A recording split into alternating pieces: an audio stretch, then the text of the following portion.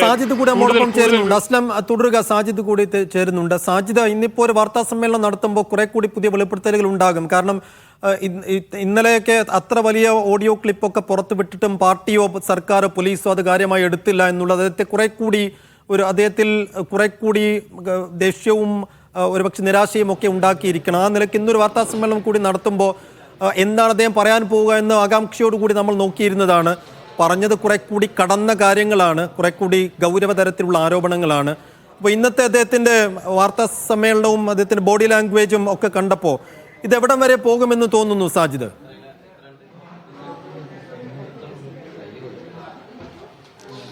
സൈഫുദ്ദീൻ, ഒരു കാര്യം ഉറപ്പാണ്, PV അൻവറിന്റെ കയ്യിൽ നിരവധി കാര്യങ്ങളിലുള്ള തെളിവുകൾ ഉണ്ട് എന്ന് വ്യക്തമാണ്. ഇതിൽ സ്വർണ്ണക്കടത്ത് ഉൾപ്പെടെയുള്ള കാര്യങ്ങളുണ്ട്.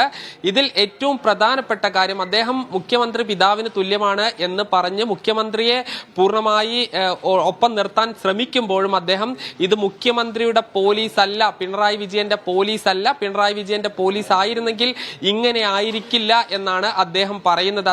അതായത് ഈ പിണറായി വിജയന് ഈ ആഭ്യന്തര വകുപ്പിൽ ഒരു പിടിയുമില്ല എന്ന് അദ്ദേഹം പറയാതെ പറയുകയാണ് ചെയ്യുന്നത്. അതോടൊപ്പം തന്നെ ഈ പോലീസിനെ മുഴുവൻ നിയന്ത്രിക്കുന്നത് ഈ P ശശിയാണ്. അദ്ദേഹത്തെ CPM എന്ന പാർട്ടിയാണ് ആ ചുമതല ഏൽപ്പിച്ചിരിക്കുന്നത്. ഇതിന് കാരണം 29 വകുപ്പുകളാണ് മുഖ്യമന്ത്രിയായ പിണറായി വിജയന്റെ കൈവശമുള്ളത്. അതുകൊണ്ട് എല്ലാം ഒരുമിച്ച് അദ്ദേഹത്തിന് നോക്കാൻ സാധിക്കില്ല. അതുകൊണ്ട് P ശശിയെ ഏൽപ്പിച്ചു. എന്നാൽ അദ്ദേഹം ഇത് പൂർണ്ണമായും ഇതിൽ പരാജയപ്പെട്ടിരിക്കുകയാണ്. അദ്ദേഹത്തിന് ഈ കാര്യങ്ങളെല്ലാം തന്നെ കൃത്യമായി അറിയാം. ഈ പലതവണ താൻ തന്നെ നേരിട്ട് പല വിഷയങ്ങൾ പറഞ്ഞിട്ടുണ്ട്. അതിനൊരു ഉദാഹരണമായാണ് അദ്ദേഹം പറഞ്ഞത്, ഈ നവകേരള സദസ്സ് നടന്ന സമയത്ത് നവംബറിൽ ഈ ഒരു സംഭവം നടക്കുന്നു. അതായത് ഒരു യൂട്യൂബർ ഇങ്ങോട്ട് വരുന്നു. ആ യൂട്യൂബർ ഈ നവകേരള സദസ്സിൽ എത്തി അവിടെ ചില സംഘർഷങ്ങൾ ഉണ്ടാകുന്നു. ഈ സംഘർഷത്തിൽ ഒരു തരത്തിലുള്ള പ്രശ്നങ്ങളും അവിടെ ഉണ്ടായിട്ടില്ല, ക്രമസമാധാന പ്രശ്നമില്ല എന്ന് മുഖ്യമന്ത്രി പറയുന്നു. പക്ഷേ മുഖ്യമന്ത്രി ആ മാധ്യമങ്ങളെ കണ്ട് മണിക്കൂറുകൾക്കുള്ളിൽ തന്നെ ഈ ഇരുമ്പ് ദണ്ട് ഉപയോഗിച്ച്, ഇരുമ്പ് വള ഉപയോഗിച്ച് വരെ അക്രമം നടത്തി എന്ന് പറഞ്ഞ് കേസെടുക്കുകയും ജാമ്യമില്ലാത്ത വകുപ്പായതുകൊണ്ട് തന്നെ പാർട്ടി പ്രവർത്തകർ ജയിലിൽ കടക്കുകയും ചെയ്യേണ്ടി വന്നു. ഈ വിഷയമെല്ലാം തന്നെ നേരത്തെ തന്നെ P ശശിയെ അറിയിച്ചെങ്കിലും അദ്ദേഹം ഇടപെട്ടില്ല. തന്റെ വിഷയം മാത്രമല്ല, ഈ CPM എന്ന പാർട്ടിയുമായി ബന്ധപ്പെട്ട വിഷയത്തിൽ പോലും P ശശി ഇടപെടുന്നില്ല. ഈ പൊളിറ്റിക്കൽ ലീഡർഷിപ്പിന് പോലീസ് സ്റ്റേഷനിൽ പോയാൽ നാണം കെടേണ്ട ഒരു സാഹചര്യമാണ് ഉള്ളത് തുടങ്ങിയ കാര്യങ്ങളാണ് അദ്ദേഹം ഈ പറഞ്ഞത്. ഈ രാഷ്ട്രീയപരമായി അദ്ദേഹം പറഞ്ഞത് താൻ കോൺഗ്രസിലേക്കോ ലീഗിലേക്കോ പോകില്ല, താൻ BJPയിലേക്ക് പോകുമെന്ന് ആരും പറയാത്തത് ഭാഗ്യം തുടങ്ങിയ കാര്യങ്ങളാണ് പറയുന്നത്. പക്ഷേ അദ്ദേഹം ഈ CPMുമായി ഉടഞ്ഞിരിക്കുന്നു, അദ്ദേഹം ഉടക്കിയിരിക്കുന്നു എന്നതിൽ യാതൊരു സംശയവുമില്ല. ഇതിൽ താങ്കൾ മുഖ്യമന്ത്രിയെ ഇത് എന്തുകൊണ്ട് അറിയിച്ചില്ല എന്ന് ചോദിച്ചപ്പോൾ ഇത് താൻ പൊതുവായി പറയുകയാണ്. എല്ലാവർക്കും ഇത് കേൾക്കാൻ കഴിയും. ഇനി നേരിട്ട് മുഖ്യമന്ത്രിയെ കാണും.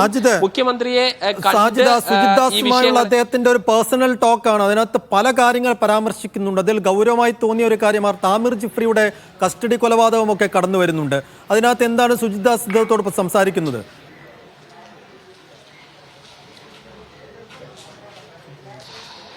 ഇന്ന് 32 മിനിറ്റുള്ള ഒരു ഓഡിയോ ആണ്, സുജിത് ദാസുമായുള്ള ഓഡിയോ ആണ് PV അൻവർ പുറത്തുവിട്ടത്.